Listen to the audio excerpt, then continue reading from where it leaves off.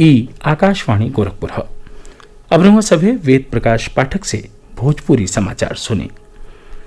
प्रधानमंत्री नरेंद्र मोदी करगिल विजय दिवस पर सज्जो देशवासियन के ओर से करगिल के वीर जवानन के श्रद्धांजलि दिहले हमें।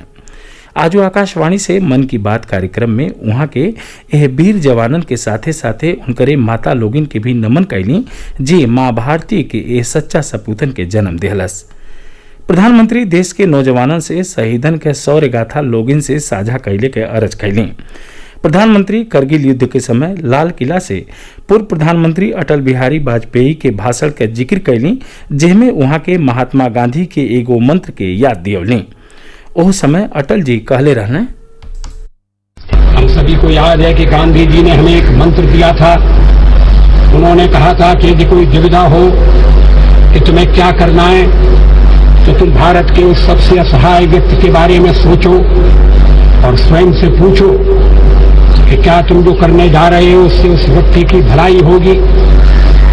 कारगिल ने हमें दूसरा मंत्र दिया है, कोई महत्वपूर्ण निर्णय लेने से पहले हम ये सोचें कि क्या हमारा ये कदम उस सैनिक के सम्मान के अनुरूप है जिसने उन दुर्गम पहाड़ियों में अपने प्राणों की आहुति दी थी।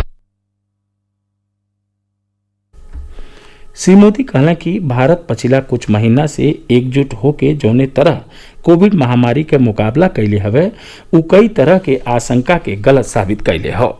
श्री मोदी कहला कि एक तरफ कोरोना के खिलाफ लड़ाई पुरहर सजगता और सतर्कता के साथे लड़े के हवे तो दूसर की ओर कड़ेर मेहनत से व्यवसाय नौकरी चाहे जवन भी कर्तव्य हमनी के निभावे नहीं ओहमे तेजी ले आवे के हो और ओहके नया ऊंचाई तक ले जाए के हो। प्रधानमंत्री संकट के घड़ी में पूरा देश के दिशा दिखावे वाले कुछ ग्रामीणन का जिक्र करत उनकर सराहना कैले। साथियों, कोरोना काल में तो हमारे ग्रामीण क्षेत्रों ने पूरे देश को दिशा दिखाई है। गांवों से स्थानीय नागरिकों के, ग्राम पंचायतों के अनेक अच्छे प्रयास लगातार सामने आ रहे हैं। प्रधानमंत्री यह बात पर प्रसन्नता जतौले कि कुछ लोग और संस्था रक्षाबंधन के अलग अलग तरीका से मनौले के प्रयास कर रहा हैं। वहां के सज्जो देशवासियन के रक्षाबंधन के ढेर बधाई देने। प्रधानमंत्री आज के मन की बात कार्यक्रम में कुछ प्रतिभावान लइकन से बातचीत कैलें। वहां के यह लइकन के रुचि और सपना के बारे में जानली। श्री मोदी उत्तर प्रदेश के अमरोहा से उस्मार सैफी से बतियो कैली। राष्ट्र आज कारगिल दिवस पर सूर वीरन के श्रद्धांजलि दे रहा हवे। ई दिवस 1999 में ऑपरेशन विजय में भारतीय सशस्त्र बल के सफलता के उपलक्ष्य में मनावल जाला।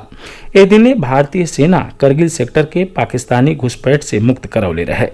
राष्ट्रपति रामनाथ कोविंद, उपराष्ट्रपति एम वेंकैया नायडू, प्रधानमंत्री नरेंद्र मोदी, गृहमंत्री अमित शाह, रक्षा मंत्री राजनाथ सिंह और सूचना और प्रसारण मंत्री प्रकाश जावड़ेकर मां भारती के रक्षा खातिर प्राण न्यौछावर करे वाले शहीदन के नमन कैलें।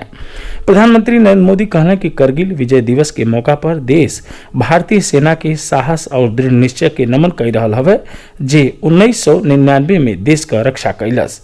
प्रदेश के मुख्यमंत्री योगी आदित्यनाथ करगिल विजय दिवस पर वीर शहीदन के श्रद्धांजलि दिहले हमें। अपने ट्वीट संदेशा में वहां के कहने की सज्जो देशवासी अपने अदम्य साहसी और अमर शहीदन के बलिदान के कोट कोटि नमन करत हमें। वहां के कहने की करगिल विजय दिवस का वर्षगांठ हमनी के भारतीय सेना के ये महान सपूतन के शौर्य त्याग और बलिदान का पुण्य स्मरण करावेला। मुख्यमंत्री योगी आदित्यनाथ अपने गोरखपुर दौरा के दूसरका दिने आज एम्स और ललित नारायण मिश्र रेलवे अस्पताल में कोरोना संक्रमित मरीजन के इलाज खातिर तैयार लेवल 2 का चिकित्सालय बनावल गईले के तैयारियन का निरीक्षण कैलें।